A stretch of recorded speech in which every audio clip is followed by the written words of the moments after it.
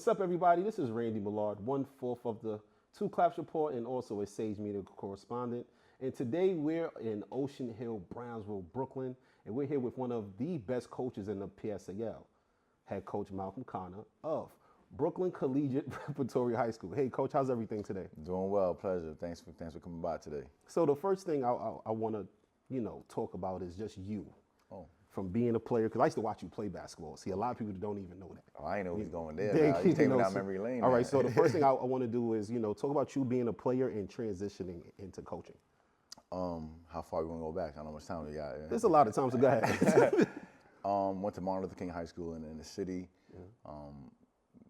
Long train ride, a lot of work. Played for Julio Melendez, who's now the coach of Gregorio Luperin, who won the championship this past year. So that was a full circle moment we had, like a scrimmage and him winning this championship. Went to the Final Four that year as well. That was a good year. A lot of people don't know. I tell them, I said I got cut on the varsity team, like that my junior year. Wow. So that right there kind of woke me up as how serious you have to take the game of basketball. And then ingrained something in me that's what I'm trying to train the guys that it's like, I said that'll never happen to me again. You know what I mean? Like, I'm not losing anymore. So like, guys, I tell you, I grew up, 320 Ebbsfield, like every night, 1 o'clock in the morning. But since that happened, I was working out by myself every night. My mom like, what time you coming home? I'm running Tivoli Towers, running Ebbsfield, Wade Vest, Prospect Park. And I think it was a blessing for me because it woke me up with how hard you got to work to the game of basketball and I reaped a lot of benefits from it. From there, went on to a junior college, went over to Western New Mexico, out in New Mexico, great experience. Went to Hawaii twice a year. You got to see a lot of the nice things. Then ultimately ended up playing professionally overseas, Chile, South America, Italy, stuff like that. So basketball's been good to me, So I'm just trying to pay it forward. Hopefully the guys can do better than I did, And now you're here at Brooklyn Collegiate Preparatory High School, right? And I'm looking at, the ambiance in the locker room, and you have trust, respect, and unity. Why did you pick those 3 pillars? We just feel that's just essential. We talk about without trust, no relationship can sustain itself. In terms of trust, you talk about, you got to trust your coaches, you got to trust your teammates. Many teams don't achieve ultimate success because there's no trust there. And without trust, you can't even build the chemistry. Obviously respect, that's a word that's tossed around very loosely. Like, you got to show me respect, you got to show me respect. Well, how do you define that? Just defining that for the guys, it's about humility, and obviously the unity just ties everything together, bringing everybody together. When it comes to BC basketball, like you and I had spoke off the camera, it's not the prettiest, it's not the sexiest, but the one thing is you get the job done. So is that a reflection of you being cut as a junior in high school to you just being a head coach now? This is grind, man. This is a grind, and I think we really pay a lot of attention to the details. So it's the little things. We spend a lot of time on, going over the screen or just the footwork stuff. I think like it's the little details that gives you those winning edges. And a lot of times, I think if we just looked at a lot of the close games that we have, we come out on top is because just that fine-tuned attention to detail. I don't think we bad as the back in the day Cleveland Cavaliers in the game, but yeah, we definitely get to work here. How long have you been coaching here? This upcoming season will be my 11th year. 11th year, 11th right? Year, yeah. It's hard to say that. I don't even believe it's that long so quick. I'm gonna tell you what's crazy, right? When you first had got the job, I was like, okay, I watched him, because he used to play for X-Men, so you play under Dante and them. Oh, so we didn't even get to that part. So it was one of those like, all right, I'm gonna get him in. Because every time I see you around, you're calm, you're cool and collective, and it's even the same on the sidelines, right? But talk about the community here, not only at BC, but in the neighborhood of Ocean Hill, Brownsville. I believe that we're like, some people say that they're a community school. I feel like we're definitely truly a community school, like in terms of support from the community, like all the guys from the neighborhood, they really rally around the team. I remember like first taking a job, like in terms of, obviously we're in Brownsville and things happen and things that happen like, when I first got a job having to, walk to the guys to the train station, and drive my car so they could walk with them and stuff. And it's like, everybody knows the team, everybody loves the school here. We do a lot of community events as well. So it's just like, it's like a nice little nest of safe haven for everybody, and I think that we feed off one another as well. And when it comes to the numbers here, you guys put an effort on making sure that your student athletes get the opportunity to play at the collegiate level, despite the division, despite the conference. As you can see with the numbers up here, you said, as it states, 10 years, 58 graduates, 100% graduation rate, but you also have 47 student athletes playing college basketball. I think that's what we're doing this for. Like I think college experience is something that is lasts a lifetime. That's some of the best years of my life. I can say that some of your lifelong friends, and it's just you just learn to be a young man. You just learn more about yourself, and ultimately coming out of that college experience, you're going to be who you are for the rest of your life. Whatever things are ingrained with you, that's what it's going to be. So, regardless of the level, you come to Brooklyn Collegiate. Like you're going to college, like if that's what you want to do. You have some guys, you see the number is 47 out of 58. Some guys decide like, I had a good high school run. I'm good, coach, thank you. Like, I'm gonna go and just go to be a major in whatever I want to major in, be successful in that career or things of that nature. So, and that's fine also. Nobody has to say you have to go to college to do that, to play basketball, but if that's what you aspire to do, I don't care if you play 0 find your school and you're gonna play basketball in school, if that's what you want to do. And that's perfect, because we are in a city where Division I reigns supreme. And I've been conducting interviews, even been interviewed, and I've been having to tell, the individuals who I'm on camera with, like, yo, listen, we can always highlight the guys who are playing D1, highlight the girls who are playing D1. Yeah. But there are other individuals who know that, hey, I'm gonna play at this Division III institution. I want to be set for life. Where opposed to me, taking a risk and a chance on playing at a level where I know I might not, can't stick at, I can actually play in a conference and play in a division where I can have that ultimate opportunity after. Yeah. Right. And as you stated, even off camera, how your former players, how they come back and they give advice. How important is keeping your alumni around the program?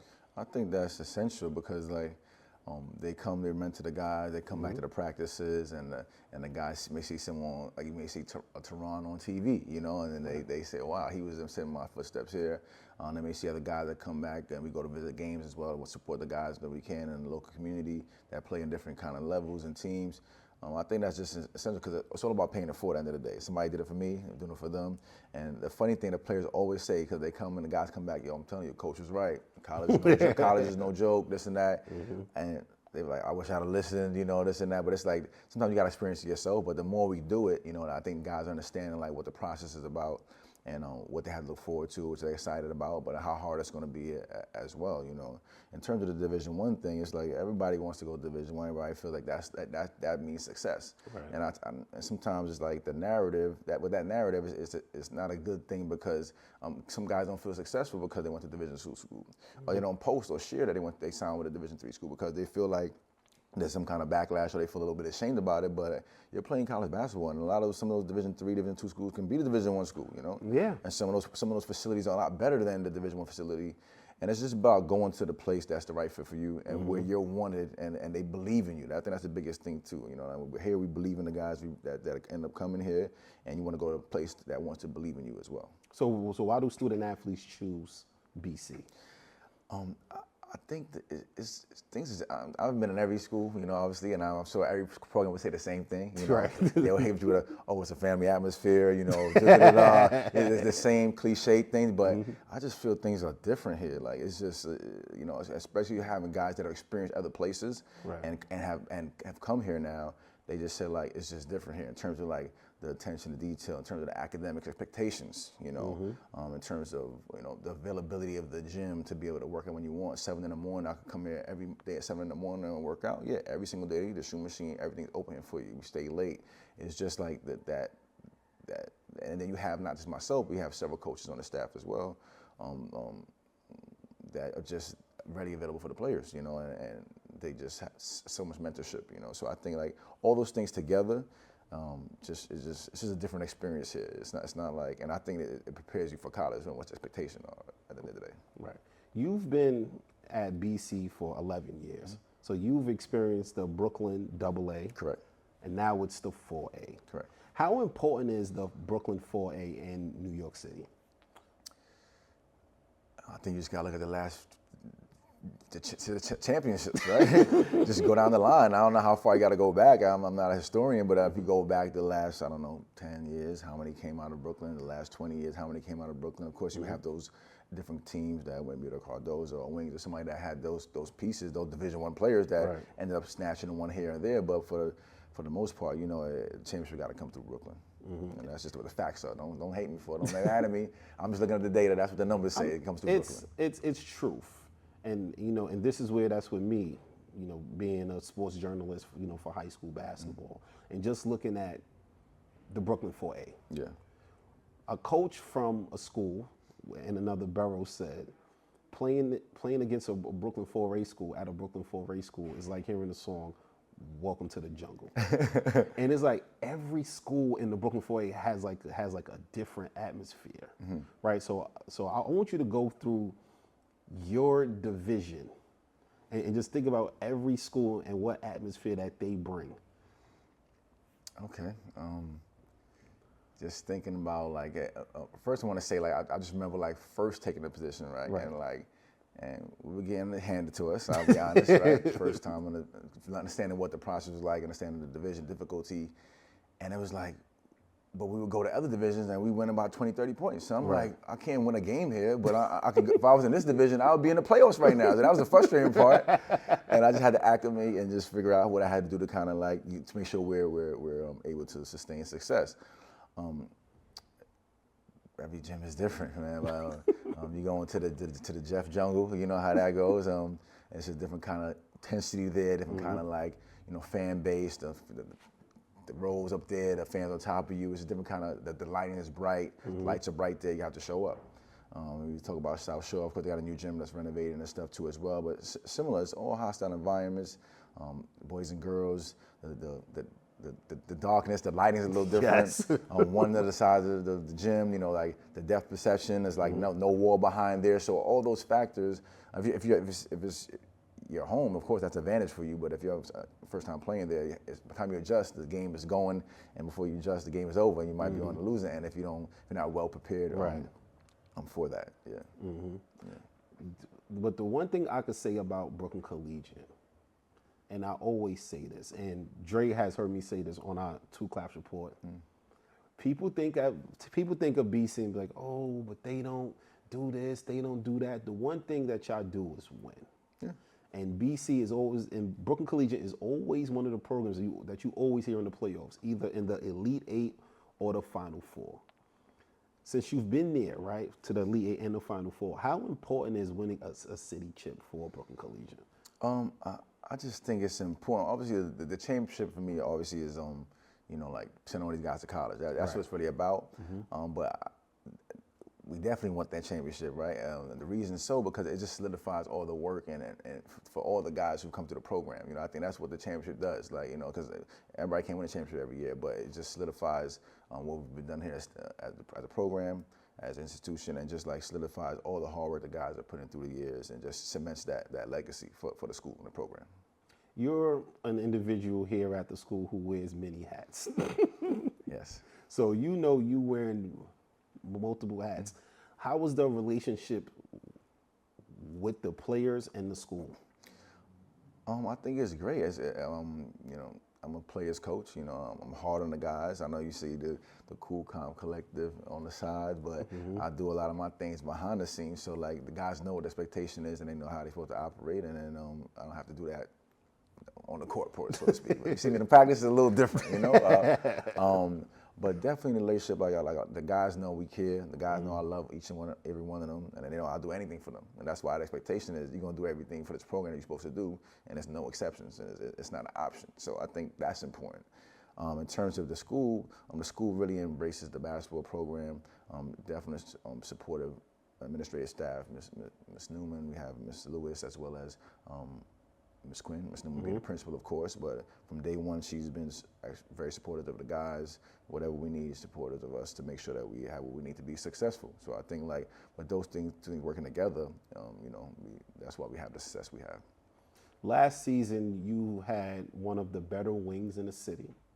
In my opinion, and some people would be like, whatever, you're just talking out the side of your mouth. One of the better bigs in the city, in Tyler Edor and Torrey. and this team looks totally different.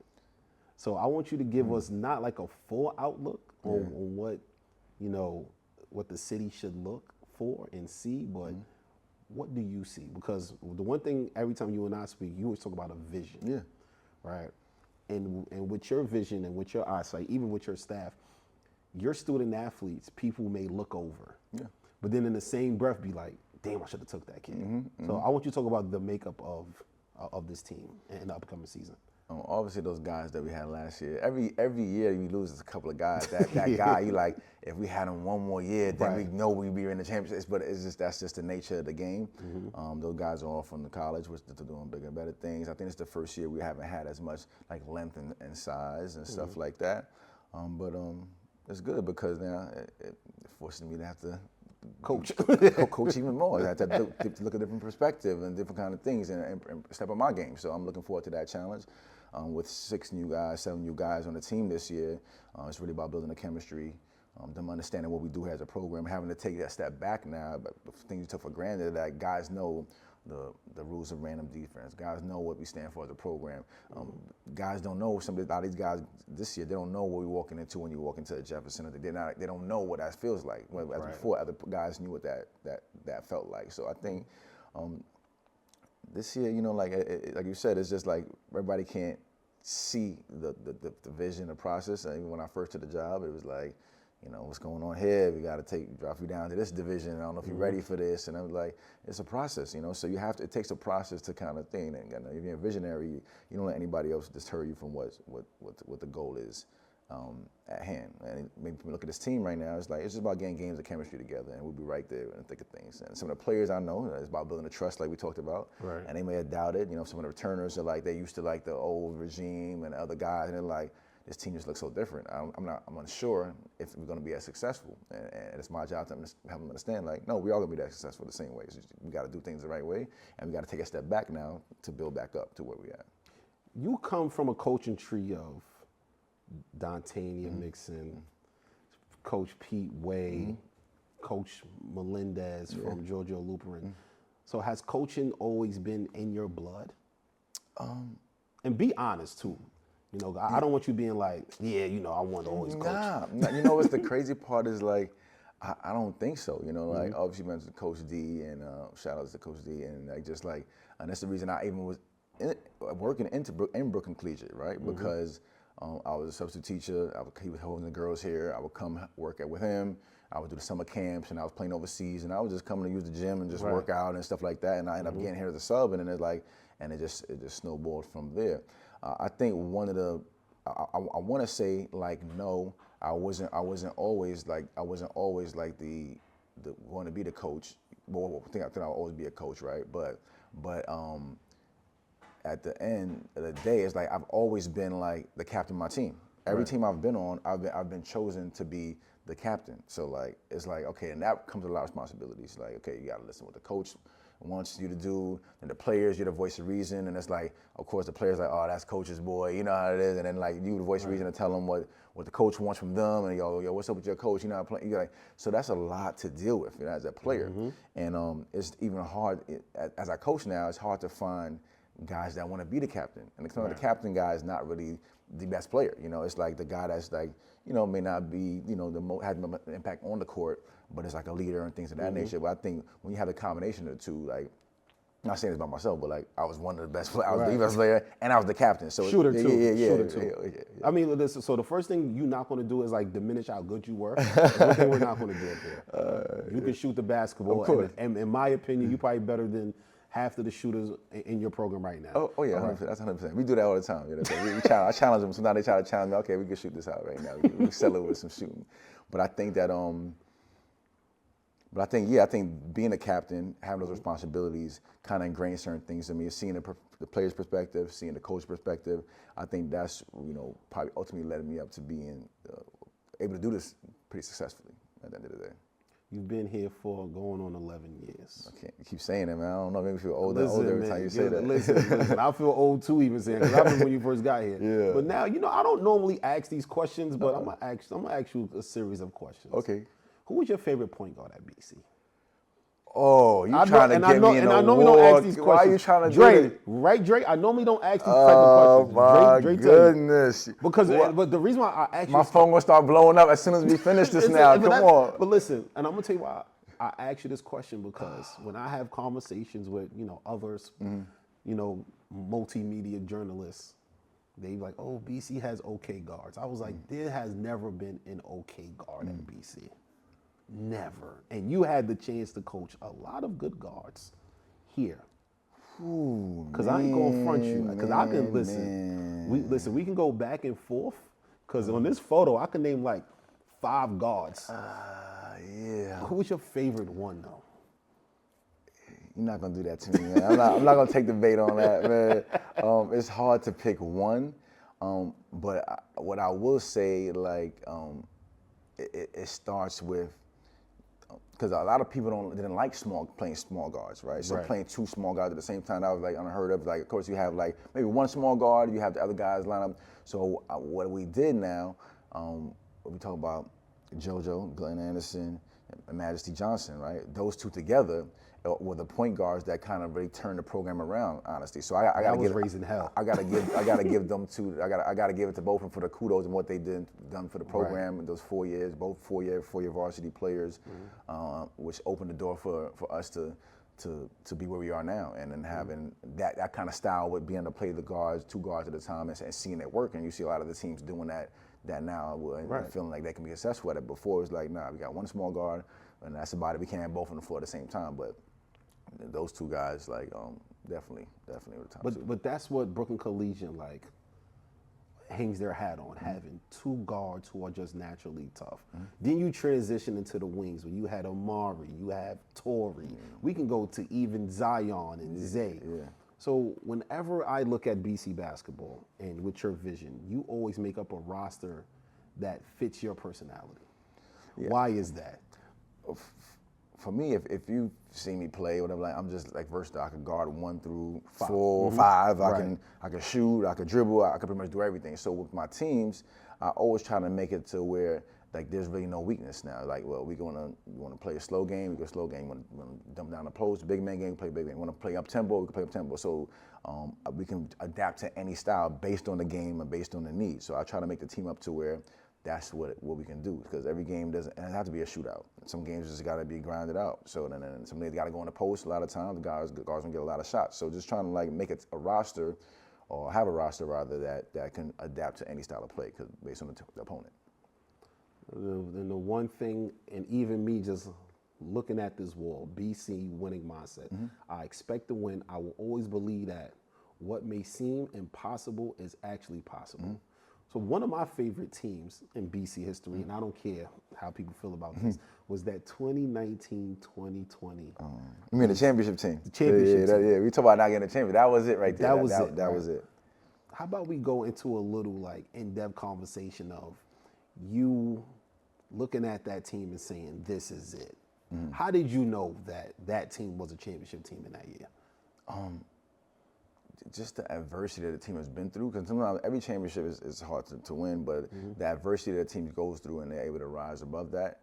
The makeup of the team that we had about, I think, 5 guys averaging double digits, and guys were okay with that, and willingly relinquishing that scoring just for whoever night it was. They were just unselfish, and everybody liked each other, and everybody grew together, and really was a group that was really tough to and been through that, had experience together and things of that nature. The leadership from different parts, and it was just a different dynamic of team. Like that was a really special team, And it was that year when you guys were the 10th seed.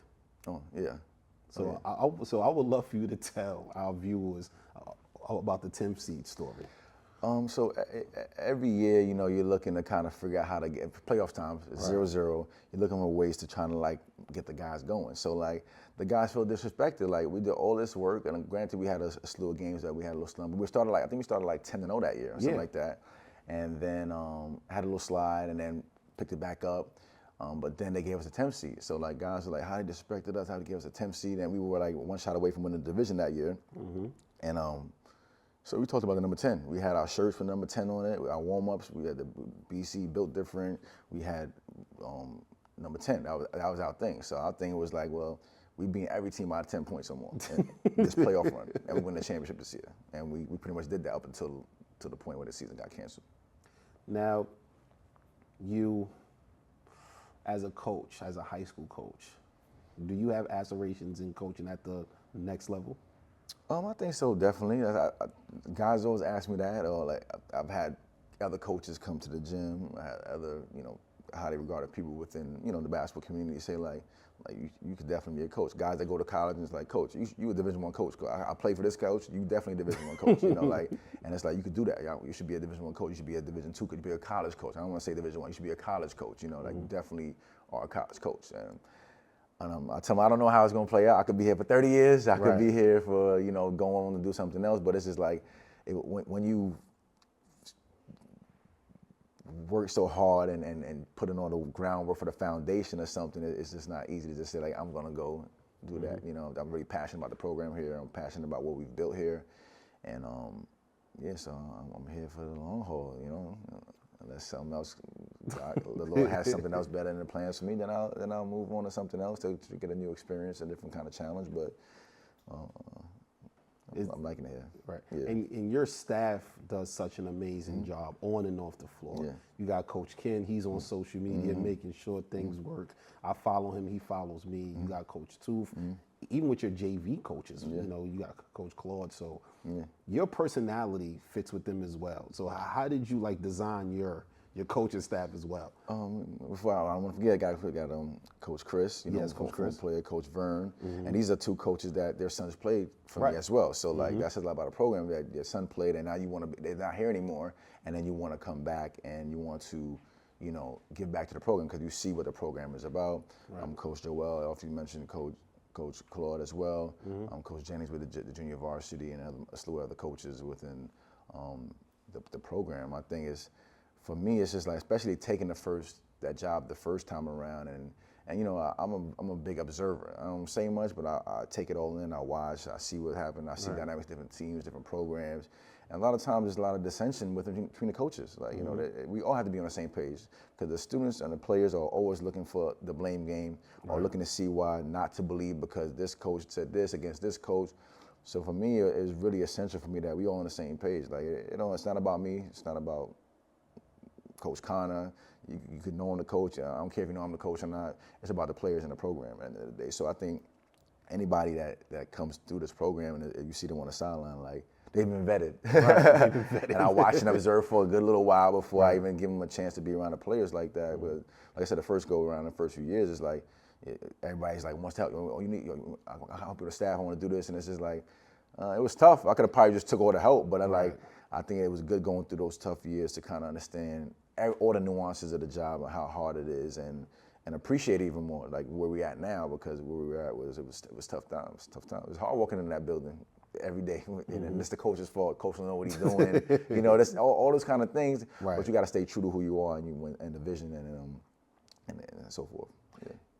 Your program was one of the only programs in the city with a varsity B team, BC United. Yeah. How was the inception of that? Because I remember when you told me I got that kid from my B team. I'm like, bro, there's no B teams in the PSAL. You like, nah, got my own little program where I'll make sure that those BC United kids have the opportunity to play varsity. And so why is that so important?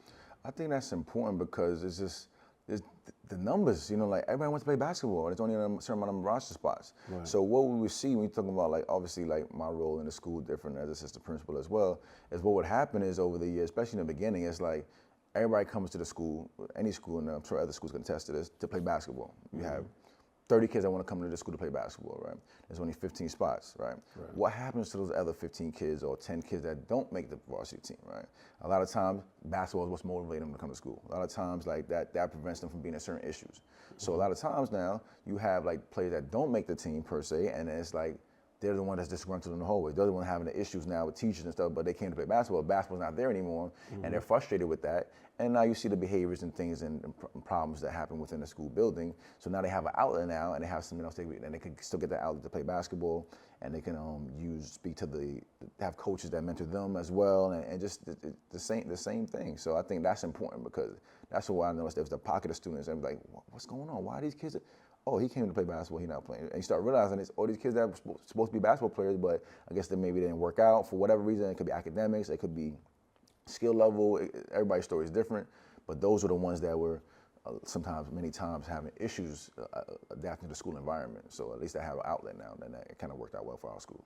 Now, since you know me, and I've asked you a lot of questions, do you have any questions that's to ask me? Let's see. I always tell the players, you always have to have a question, right? First, I was like, no, I don't have it. So we do then we're going to college visit, you on a tour, we do mock interviews. So I said, like, the coach asks you to have a question, you always have other questions. So now I'm like, okay, now I'm getting stumped here. I think in terms of, obviously you see a lot of basketball around the city. What are the, I guess, 2 or 3 elements that you feel are essential, like based on the programs you see that are successful? What are those 2 or 3 elements you feel like this is what I see in these programs, but they all have this? It could be one thing, 2 things. What do they all have? So the one thing I could say is the programs who are successful are the ones who work yearly. Okay. The reason why I say yearly because is that, there are some programs who will only work during basketball season. And this is whereas, programs have issues with keeping their student athletes, keeping them motivated. The one thing I see with BC is this, y'all have ties with different AAU programs, different neighborhood programs where the student athletes are always busy. Another thing I see is that with programs that, that can sustain greatness is academia. Because think about it, you see this list right here, this is amazing, but you have also other schools in the city who send their kids not to only Division I institutions, not only NC2A, but the NAIA, USCAA, JUCO, college, prep school, but they're playing at the next level. And then the last one I can honestly say is just, honestly, unity. Yeah. Those programs who are on a united front, they always end up in the top tier, in the top and upper echelon in the PSAL, or even in the Catholic. Because the one thing that I see is this, and in order for a program to flourish also, you must have a good JV program. Yeah. Like you always have a good JV program here. Yeah. And y'all always have the hidden gems in y'all JV program who rise above at the varsity level. And coaches be like, damn, I thought this kid played varsity. No, he was just playing JV. Yeah. Damn, I tried to get him. No, you didn't want him, that's before. No, you develop them. And that's another thing about Brooklyn Collegiate basketball is the development. A quick little story. Kareem Butler. Oh, I was his dean in middle school. Oh wow. He couldn't throw a rock in the ocean, right? I remember Coach Tooth and Coach Ken. They call on my phone like, "Yo, we'll take him." I'm like, "Listen, he can't shoot." I said the only thing Kareem gonna do is play hard, play defense, score the basketball. That's from time to time. By the time his senior year come, academically he's doing much better. Yeah. I remember you invited me to a game where I think y'all played somebody. I think it was South Shore, right? And I think he had 8 threes. Yeah. And y'all beat South Shore by 30. Yeah. So just seeing his journey, but just even looking at this list as of right here, right? Collegiate, when I was an assistant program director at the community center, he would be there from 4 p.m. to 9 p.m. in the weight room, doing his homework in the gym. So anytime I see this list, especially with all these guys that I've interacted with personally, this is a testimony of what Brooklyn Collegiate has done, not only on the court, but off the court. Because all of these gentlemen right here, all these young men, they're great gentlemen right now as well. Definitely. I never see them get out of line with you. I never see them act crazy towards the coaching staff. Probably only one, but that was just him and just his emotional love for the game. We gonna say his name. But when it comes to BC basketball, I'm proud of what y'all done, not only for the school, but for the community. Because understand, Brownsville, we don't have high schools for real. It's only like 2 or 3. And that's the quote unquote traditional ones. You know what I mean? So. Well, thank you for that.